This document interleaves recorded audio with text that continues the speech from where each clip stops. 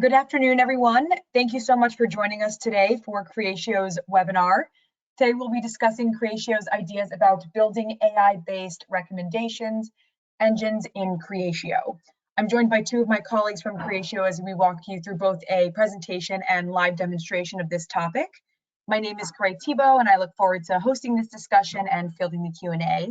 We hope to make this a very interactive discussion, so we welcome you to post all of your questions in the Q&A section throughout the webinar today. And then following this discussion, we'll be providing you with all registered participants with a recording of the webinar, and we hope to answer any of those unanswered questions offline. So as mentioned previously, I'm joined by two of my colleagues. I'm joined by Alex Petronenko, our product evangelist at Creatio, and Alex has been with Creatio for over 8 years, and he brings extensive experience and knowledge to this discussion today. We're also joined by Nandish Madhupati. He's an enterprise solutions manager at Creatio, and he brings several years of industry knowledge and product expertise to this webinar. I'm very confident that these two are going to drive a great discussion today. They make a great team and will provide you with some great insights. So Alex and Nandish, why don't you say hello to our audience quickly? Hi, everyone. Very excited to be here with you. Hey, Nandish. Hey, Alex. How are you? Great. Thank you both so much for joining us.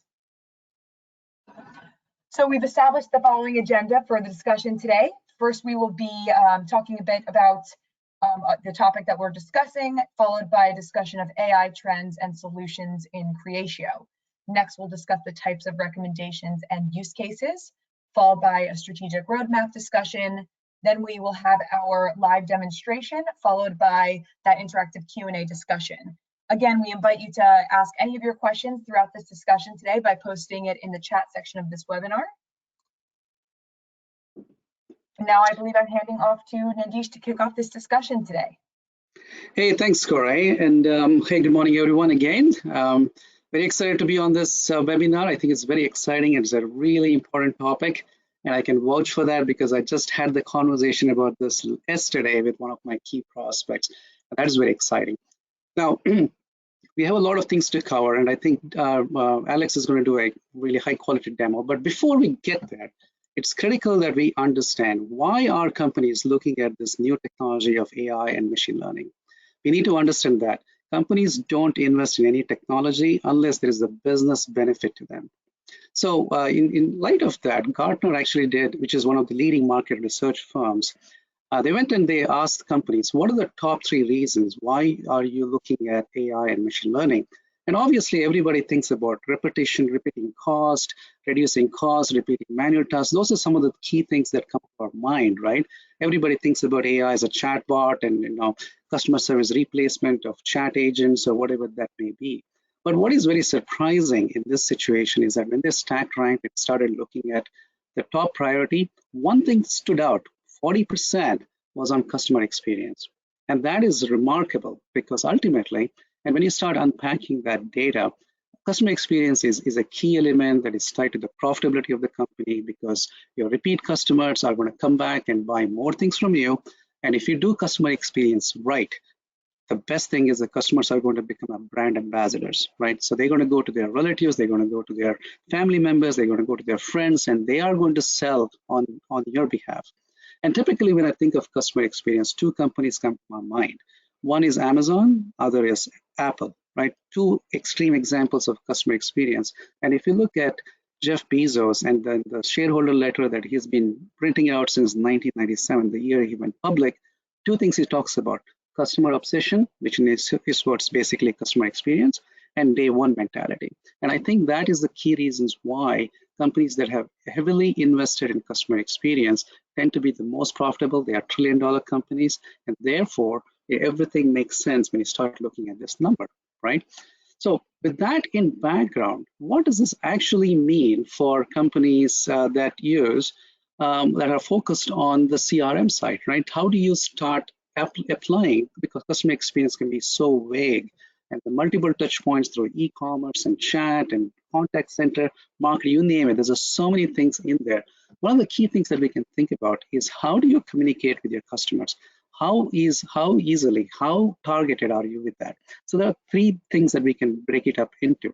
Number one is targeting. Like, how good is your initial target to sell more to your existing customers? The number two is making it more personalized. And number three is serve them in the channel that you want them to be served in. So for example, when you start looking at it from a targeting perspective, are you going after customers who have actually searched for something and then maybe they were looking for a power tool, and maybe now a dad's Father's Day is coming up? Are you able to go after those people who are looking for a power tool and compose a personalized offer to sell, like power saw or shed or some sort of a things that is suitable for Father's Day? Same thing for the Mother's Day, maybe from a jewelry perspective, or from a handbag, so whatever that may be. And I might be stereotyping people in here, but that is important. When you do so, you are cutting down on unnecessary marketing cost, which is a huge thing for companies, and increase the conversion ratio, conversion rates of your customers. And more importantly, even though you may have a good set of targets of customers and a personalized offers, what is equally important is to serve that in the channel that the customers prefer to do business with you. I'm an old-fashioned guy. When I mean old-fashioned, I'm from 1970s, so I prefer emails. People older than me prefer phones. People younger than me prefer chatbots and SMS. Are you able to serve those offers in the channel that I look for in the email, and in the channels of SMS or some other channel that the millennials look for? So that is key important things that we can learn from AI. Now, how does Creatio come into all of this? So in Creatio part, we go after three things, right? Because of the CRM capability, we can automatically assign cases to the right people. So one of the key things from a psychology perspective is that customers remember events, some memorable event. For example, if I go to Delta or United Airlines and have an overbooking and they cancel my flight, but on the other hand, if they bump me up to a first class ticket, I'm going to remember that. And why am I saying that? Because it actually happened to me in 2013. The Delta Airlines flight got canceled because of snow, right? And then the agent was kind enough to say that, well, you are well behaved, so I'm going to upgrade you to a first class ticket. I remember that, and I've continued to do business with Delta. So when you're able to fix things appropriately with the right agent, assign it to the most qualified agent, as and when this case comes in, and then resolve them very quickly, hitting your KPIs, whether that be average handling time, first call resolution rate, you're not only hitting your KPIs, but you're also making your customers brand ambassadors. That's what Creatio is going to enable you to do that.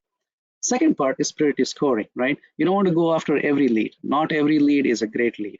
Even though salespeople might think otherwise, but that is situation in real life. So in Creatio, we have already seen lead scoring, but you can actually extend that beyond that, right? It doesn't have to be just lead scoring. It can be predictive scoring about accounts based on number of sales that they have made in the past, or many products. What are the leading products for you? So so that you can continue to sell more of those. So you can do a lot of those scorings within Creatio. And finally, we've been setting up Creatio as a platform, as a low-code platform, but also from an AI perspective, we let you create your own recommendation engines to predict data for anything, even a custom object that you may have created in Creatio. So in summary, we are talking about the key reasons why AI is important. How does it impact on the customer experience side, and how does Creatio enable you to hit all of those key metrics? So now that you understand the power of Creatio and the AI capabilities, let's take a quick poll about how much you know about Creatio's AI tools.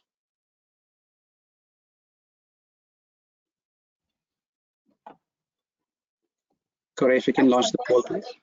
Yes, thank you so much, Nandy. So I apologize, I had myself on mute here. So we'd like to ask you to just respond to our poll quickly here.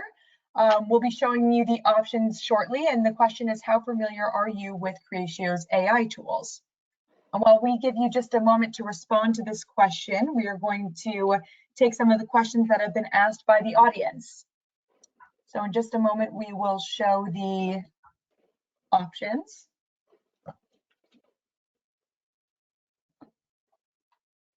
But while we wait on that, why don't we take a question from the audience? So Nandish and Eric, our first question is, for a company that starts implementing AI, which solution is it better to start from? For what businesses should we start employing AI right away? for what businesses should we start employing AI right away? Excuse me. I can take an initial stab at it and have Alex back me up. The number one use case, like I mentioned earlier, is in the service center, right? So that is the easiest one. As a matter of fact, I think if you download our trial version right now, that algorithm is already preset. So you can decide as and when the case comes in, who does it go to? Does it go to the first level, second level, or third level, depending upon the priority and the service that is requested? That's number one. And then within the first level, second level, and third level, who is the best agent, who has the most expertise in that particular area, right? So that would be number one. And the second part, obviously, is on the marketing side. So the reason I say those two are because those are easy to measure. Because you get a lot of data coming into the contact center and you send a lot of marketing offers, you'll be able to very quickly measure the impact of AI and measure a ROI doing A/B testing and see the proof is in the pudding. Alex, do you want to add anything to it? No, I think this is a good remark, Nandish, but I will also maybe just say that any kind of machine learning or AI implementation requires some underlying data that is going to be sitting there in the platform so that we can actually start building those predictions. So any organization that is going to be running or implementing or offering machine learning models for data prediction, recommendations, they need to keep in mind that there has to be some initial data to use for the prediction, right? So if you've got enough leads that you're bringing in from migrating to a new solution that offers machine learning models, you can probably build some predictions around lead conversion probability, right? If you're talking about sales data, you can talk about probability of closing and opportunities, or maybe even around product recommendations, right? So it all depends on the data. There are certain guidelines on what will be the minimum amount of records to use in the prediction, but it also depends on what is going to be the scope of the migration of the implementation. Mm-hmm. Excellent. Thank you so much, gentlemen. What about the predictions accuracy of these models? Well, of course, when we talk about the accuracy of prediction, right? Again, the answer is the same. It all depends on the amounts of data that was going to be used in the prediction, right?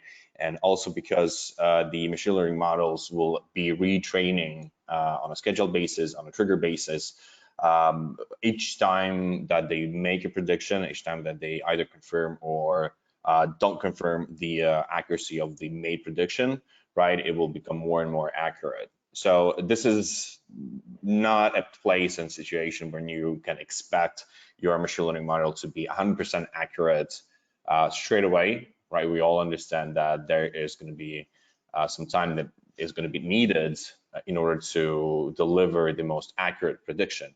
And even in that case, right, a prediction cannot be 100% or it cannot be a guarantee of a success result, because there are unique customer behaviors, there are some absolutely unpredicted situations, and data prediction is most often and most commonly just a recommendation, right? A suggestion. It's not a panacea for any illness.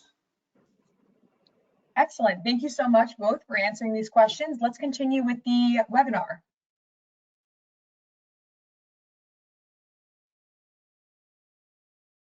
Okay, perfect. So I think this is where I'm going to be taking over, Corey, and just thank you for the great intro on the purposes and on the basis for the recommendations, right? Now, as you've mentioned, we do already follow and do as well offer a couple of ways of data prediction or recommendations in the system, where the recommendation engines, right, and data recommendation in the application that was developed, of course, has many different ways of using it. So one of the primary use cases that we were considering when building the recommendations engine was in order to offer specific product recommendations, right? Based on the sales history, based on the sales data. But of course, the same concept, the same engine due to and helps and thanks to the flexibility of our platform, flexibility of the configuration of the machine learning models, is that it can also apply in order to run some service recommendations, some lead recommendations, some marketing recommendations as well. So it's not really just limited or tied to one specific use case, but it can actually be brought to a vast majority, a vast variety of use cases. If we're talking about the classic CRM suite, or we're talking about even, a custom business application and process that has been built and that has been delivered on top of our platform for low-code system configuration. But if we're talking about some products recommendations, right? There are certain use cases of applying and using those recommendations across the board, right? So this can be used in the personalized email marketing and those marketing campaigns that you can run from marketing Creatio automation module. Those recommendations could be built using the website behavior tracking, right, and similarities in interest of products that were exposed and expressed by the website visitors. This could be something that's going to improve and boost, a personal direct customer interaction. If we're talking about a financial or a BFSI institution, and when somebody's walking into a branch and we're running some sales processes, some consultations, right? And of course, a more usual use case, more usual way is to run some cross-selling and upselling processes as part of completed sales, orders for transactional sales, or B2B enterprise sales with longer sales cycles. But of course, the idea here is that there are different types of recommendations based on their basis that we follow, where we do offer both content and collaborative based filtering. And the difference between them is that the content-based filtering is primarily used when we use the product or the article, let's call them article, as the basis for the recommendation. So assume you are purchasing a laptop that has a specific set of characteristics, it has some parameters, has some features. Then the next product that is going to be offered to the buyer is actually going to be based on some of the characteristics of this specific article, right, of this specific product, this specific laptop. And the content-based filtering, of course, has some its own advantages, right? It can make the process of upsell and cross-sell a little bit higher in probability, because we're offering some related products within their own scoring, within their own weight of probability that is relevant to that specific item. But we also know that there is another way of running that filtering, which is collaborative filtering. And in this case, we're not focusing the prediction based on that specific article or product, but we're actually focusing on the buyer, right? We're focusing on their characteristics, we're focusing on their profile, and anything that we might include into the prediction model. So their social demographic profile, their behavioral profile, history of interaction, and so on and so forth. And of course, in this case, this will be a little bit different approach towards building those recommendations. This will be a little bit different approach on the type of the products that we're going to be offering. And as the organizations that are using collaborative filtering like Netflix or Amazon kind of prove that this is also in its own way a more efficient way of running the recommendations based on the product types and offerings that the organization is providing. But of course, both mechanisms, both algorithms have their own pros and cons, right? Where the greatest advantage of collaborative filtering is that the algorithm there is able to recommend the product that has not been purchased by a customer before. So meaning that if this specific buying persona, if this buyer has never seen or interacted with that article before, we can still recommend it based on the buying history and purchase history of any other customer that we might have in our database, in our application, right? As I mentioned before, any kind of prediction and recommendation is going to become better with time, but there are still going to be exceptions in terms of unpredicted behavior of the buyers and so on and so forth. Now, of course, when we get to content-based filtering, probably the benefit there is that actually the benefit there that we don't have is, being able to recommend a product that has a cold start, as it might called, right? Where if the customer, if the buyer has never interacted with this article whatsoever, there's no way they can be included into that selection. And of course, any algorithm, any recommendation model that we have here is still going to have its own drawbacks, right? So for example, for the collaborative filtering, there will be some limitations connected to working with new customers and new products that we didn't have any previous purchasing history before. And this is, again, somewhat similar to the drawbacks of the content-based filtering when it gets to new customers that don't have any behavioral data and behavioral specifics that have been captured. We do say that within the collaborative filtering, there's going to be some specific difficulties when working with behaviors that are similar to other buying personas, and also some limitations connected to those products that are mostly purchased across all of the SKUs that are offered by the organization. But again, probably one of the things to keep in mind when choosing your specific type and your approach of recommendation system and filtering is really on what are going to be the purposes of those, which model you want to use, which type of product you want to promote, and you want to set as a basis for your recommendations, for your predictions, for your selling teams. So it's all individual. It's not a single answer carved in stone. And as we mentioned through the Q&A, again, any recommendation is only a recommendation, right? It is not 100% accurate. It is not a guarantee of a successful up or cross-sell of the product. All right, Excellent. great. Do we Thank have you so much, Alex? Yeah, my pleasure. Any questions from the audience? So we do have a few questions from the audience. Let's walk through them quickly, and then we can continue with the remainder of the presentation. Our first question is, do machine learning algorithms analyze data of new customers as well, or do they use data that was initially collected only? Well, it kind of depends on the type of the recommendation and type of the filtering, just like we've covered right now, right? If you are using the collaborative approach, there might be some data on the profile of the buyer that you can include into the data prediction and the recommendation prediction. Perfect. Thank you so much, Alex. Our next question is, what is needed to leverage recommendation engines on the on-site version? Well, in this case, I believe that there is, first of all, the data itself. Obviously, that needs to be migrated, as we mentioned, that is going to be supporting the data prediction, right? But also, if this is an on-premise installation, that is quite a usual case for some customer of ours in the BFSI industry, is to actually enable access to the machine learning microservice that we offer. Excellent. And Alex, thank you, all of this is mentioned in the academy, right? I bet all of this is in the academy, step by step. Yeah, Instructions. Yeah.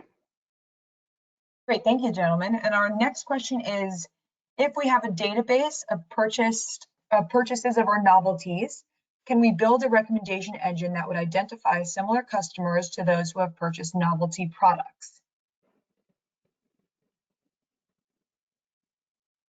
Well, I believe that yes. I mean, in this case, there might be some little configuration needed to be completed so that we can have all the required data fields and data objects available. But I don't see a reason why this wouldn't be possible. So Corey, if it is just adding a new product line, it's just like you're adding new customers, it's adding another product line. So as Alex said, it's just another object or data for us. So we shouldn't see any issues. Excellent. Thank you so much, gentlemen. Let's proceed with the rest of the webinar, and we'll take more of these seated questions in the next section. Okay. Well, before I get there, I think it's my section.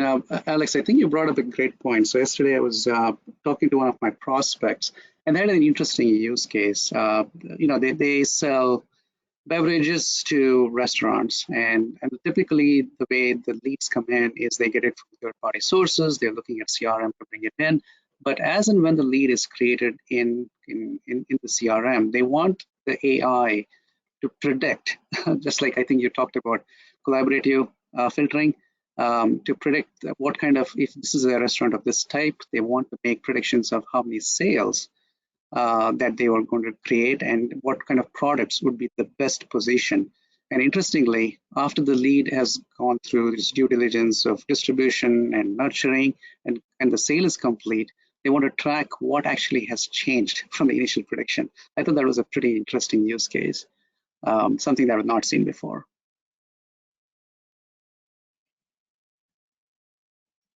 Excellent. Thank you, Nandish. All right. Before we get to the amazing demo that Alex is going to walk us through, let me just make sure that there is, business value, and Creatio has proof to show that. So obviously, one of the fundamental questions is, hey, technology is great, can do all of these wonderful things. Is juice worth the squeeze, right? That's the fundamental question any CEO, CIO, VP of sales is going to ask. And the answer is absolutely yes. In order to prove that, Creatio is actually participating in many pilot projects on behalf of our customers. One of the key projects that this result is coming out, where we saw a 4x, almost a 4x conversion rate, is for a financial industry, right? So the idea here was to do an A/B testing to see how is the conversion rate going on as and when we use AI to have a targeted customers going after a targeted channels and against a targeted product lines versus what would traditionally be done by the marketing team. And the results is overwhelming. 4x is not something to sneeze about or scoff about.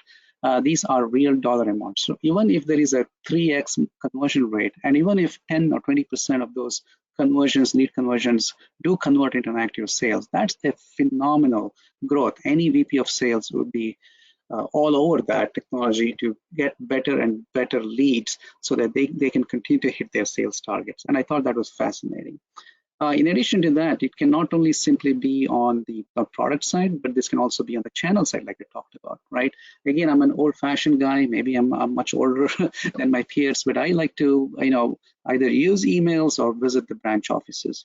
And especially if you're on the credit union side, which is typically owned by members, they like to visit the branches. That's how credit unions work. Much different than large banks, right? Where it's much more impersonal kind of communication. So if you can position targeted marketing offers as and when the credit union member walks into a branch versus simply sending it to an email, which the person may not necessarily view, you're now cutting down on unnecessary marketing cost, unnecessary marketing budget, and simply increasing the conversion rates. And that's another phenomenal project that we are currently working on. And in retail and e-commerce are table stakes. Like it's almost a given that when you go into an Amazon, websites of Amazon or even Netflix for that matter, they have that ability to say people who bought this bought these things as well, and kind of lay it up and see if you want to cross-sell them at the same time. So those are phenomenal examples of how AI can be used to continue to increase the wallet share per customer. So let's move on to the next section, which is the customer profile, right? Alex gave us a great introduction about how collaborative filtering works, content filtering works, but ultimately, and he kept insisting that it's all about data, right? It is data, and data matters, because much as we practice, and if you get really good at basketball, you can become Michael Jordan, but there is a lot of practice involved. Just like that, AI requires data and constantly learning from that data. The key thing here is that if you're working with the B2B customers, it gets a little challenging, right? So can we think about customer support for Boeing, perhaps? Maybe, but they are also only selling their planes to a few customers, and even those sales are very limited. So maybe that may not be a great use case. But on the other hand, if it is a B2C, retail customers, where e-commerce side, where there's plenty of products in their portfolio that they're trying to sell in their platform, lots and lots of customers coming back, buying, then you can actually build a very good or a very rich customer profile, and then use AI to continue to make better marketing offers to their customers. And finally, where does a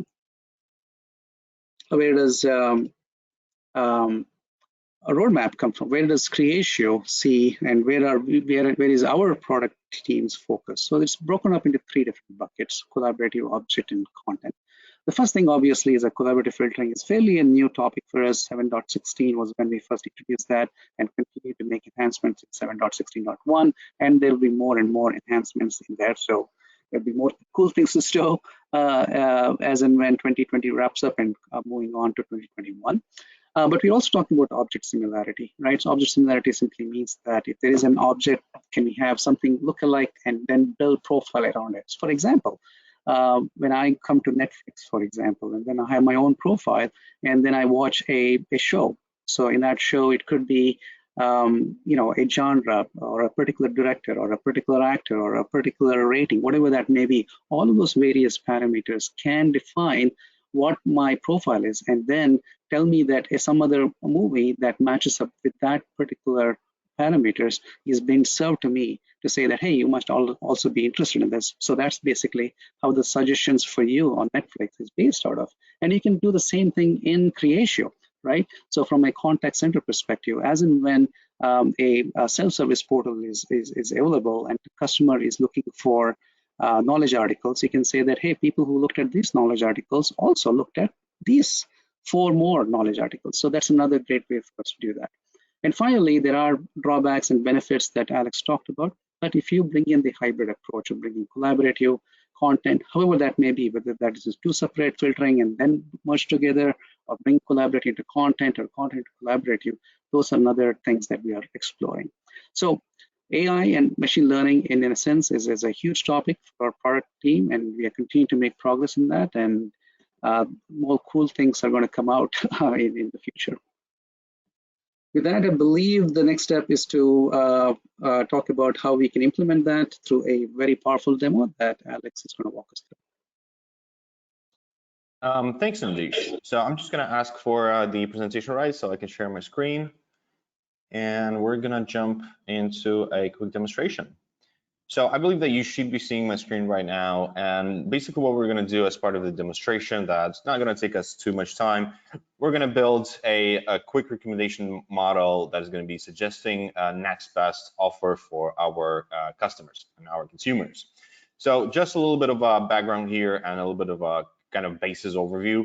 We all remember that as part of our sales application that we can easily switch to, right? We've got our customer profiles, we've got our consumer profiles. We might look at the full history of the interaction with those clients, and we might have the list of all of the orders and products that were purchased by our consumer, right? And what we want to do is that we want to provide the list of the recommended products based on the similarity, based on the list of products that were previously purchased by other customers or consumers similar to the one that we're looking at. So the way that we're going to be doing this, we're going to be switching to the studio workplace, and we're going to be switching to the studio functionality, and we're going to go to the machine learning model section. Again, a quick review and overview of this section, right? This is the area where we actually can create any kind of data prediction and recommendations. Right, so for example, this is where we out of the box provide some machine learning models for lead scoring to provide insight into the probability of lead conversion into an opportunity. This is where we can have a case assignee group prediction based on the description of that case, and many others that you can create based on out of the box or custom objects. And of course, we can just start creating a new machine learning model, just call it next best offer, and choosing from the type of the available systems.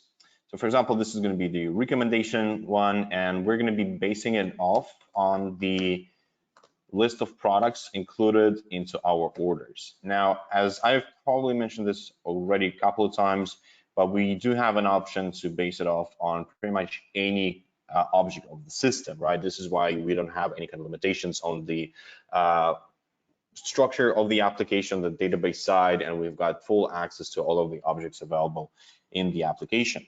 So once we choose the product, the database table that already has the list of all the purchase products, we need to somehow connect this object to our subject. And the subject in our case is going to be the type of record to whom we're going to be running this prediction. So in our case, since we are building it for our consumers, we can go back to the order records, right, using our structure navigation, and look up the contact value from the order record. And this is going to be our buyer. This will be our specific person of interest. Right now, what is going to be the recommended object? So from which database table should we be providing the recommendations from? And since we are recommending products, we're using the standard structure of the products list by the column right there. And of course, we can use an additional optional setting where we might be taking into account as well dependency column, right? So if the quantity of purchased products should be in any way affecting our prediction, right? If we only want to recommend top selling products, or if we want to recommend overall any product that has been included into the order. Now, once we've done this configuration, right, we're jumping into the full record where well, basically even right now, we can already start training this model. But the idea here, of course, is that we want to make the prediction a little bit more specific. We want to make it more precise.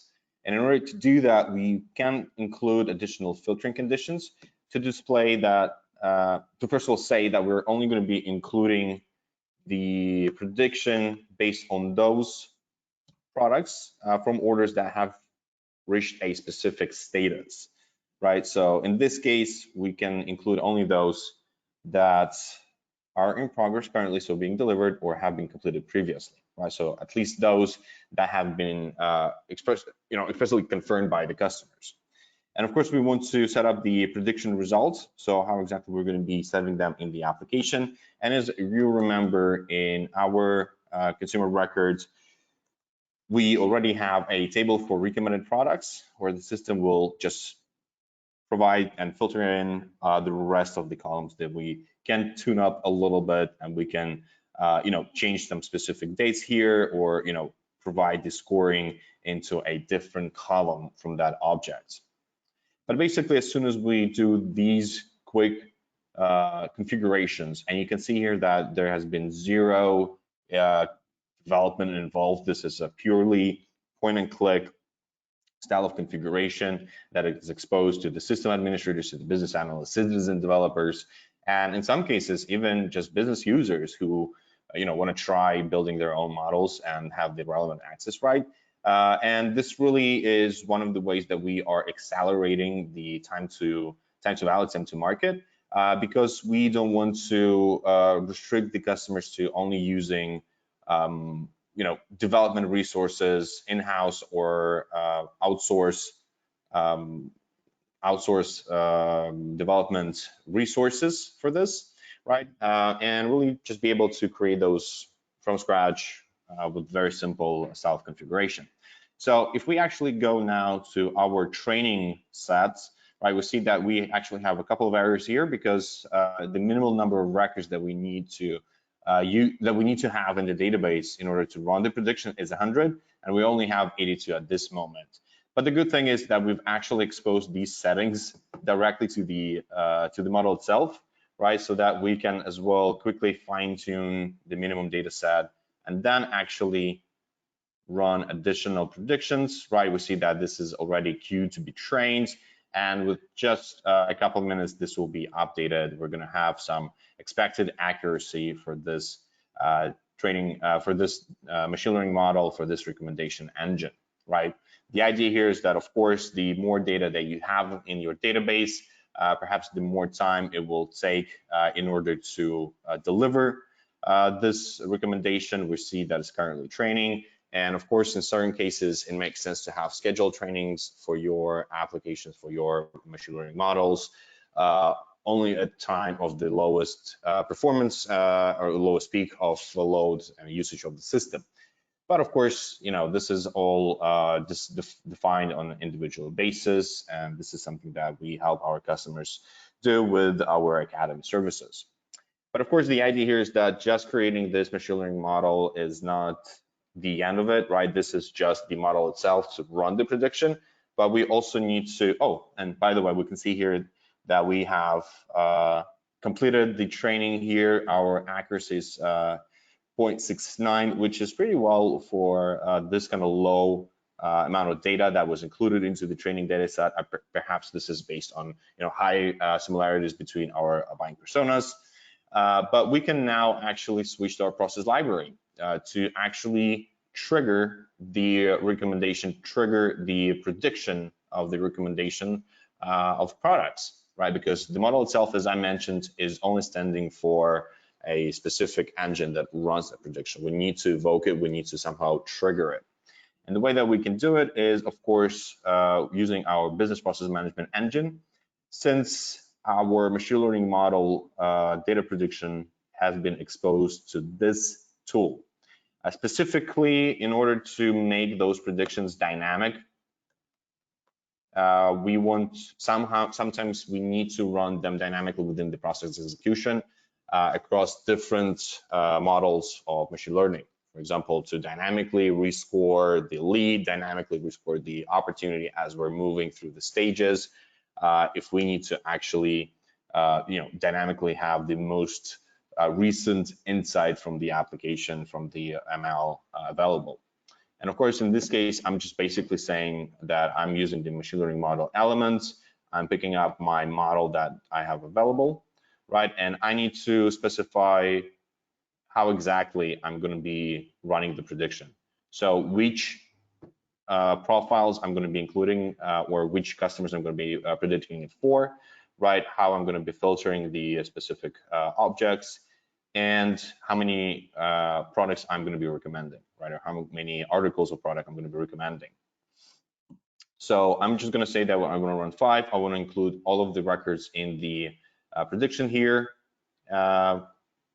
And oh, actually, let's just say that we have the full name available. It is filled in, right? So we're saving this. Okay, and we can actually call our process. And just to mention again that this process can actually run not just on a manual basis where I'm going to be running the execution here, but to remind our audience here that we can as well do it through a data signal start. So for example, to predict a specific set of next best products and next best offer for a customer consumer once we close an opportunity or an order, or even on a scheduled basis if we want to run it for all of the customers in our database. But it can be as simple as just running it manually, right? Or evoking it as part of the SAP process, where the system is going to run this prediction for us, right? And of course, straight away, we can see here that in our process log, the NBO process has been already completed. Hopefully we don't encounter the Murphy law, and we actually do have some of the recommendations for our client, Alexander Wilson. So let's go back here and see that, yeah, perfect. We can actually see the list of the recommended products. We can see that we've got all 5 of them. And actually, it looks like the software documentation has the highest score of being purchased by Alexander Wilson, right? So the closer to whole 1 the prediction is, the score is, the higher is the probability, right? So this looks like a pretty good set of prediction. Probably what we would be doing as part of the sales organization is really offering these 2 products of the highest probability. Of course, from here, I can start building my marketing campaign to create drip campaigns, to send out recommendation letter on these offers, or even have, a sales rep informed, triggered, alerted that this customer has an almost 100% chance of buying a product, right? Of course, this is still, again, just a recommendation from the system.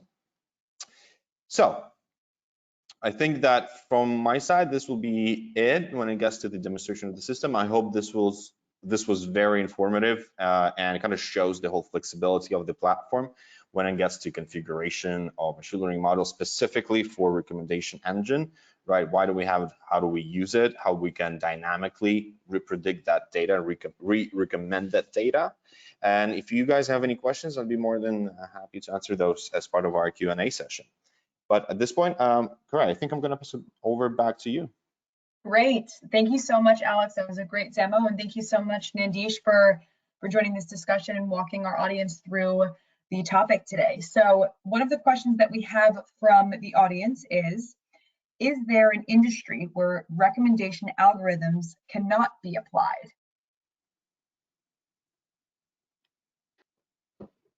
Top of my head, I would consider government and defense contractors as the industry that comes right out of the top of my head, simply because it's restricted. The data, again, it all goes back to the data. And therefore it doesn't make much sense there. But even there, in isolation, they work on a lot of documentations. There's a lot of auditing that happens. So from a risk perspective, I still think it can be done, but mainly because of regulations, it might be restricted. So most of the time, I believe it's mostly from external sources restricting that kind of predictions as opposed to the technology. Excellent. Thank you so much, Nandish. Alex, do you have anything to add there? No, I think Nandish covered it best manner. Fantastic. So our next question is, when will we be able to see the functionality enhancements mentioned in the roadmap? Well, as you guys know, we are following a 5-week delivery cycle for the updates and upgrades to the system, right? So all of the things from the roadmap are going to be gradually delivered to our customers. And you can always keep an eye on the release notes and the most recent changes that are going to be coming to your platform as part of our Academy services under the documentation. Excellent. Thank you so much, Alex. And since we don't have any other questions right now from the audience, I just want to mention, remind everyone that we'll be following up with a recording of the webinar today. We follow up with recordings to all registered participants for each of our webinars. You can check out our YouTube channel for our comprehensive list of digital events that have previously taken place as we record each of these sessions and offer them to our viewers. We also provide our community with a running list of upcoming events, which we encourage you to check out on our website. And we would look forward to having you on future webinars, arenas, and other formats that we offer in our digital events series. So thank you so much for joining us today. Thank you again to Alex and Nandish.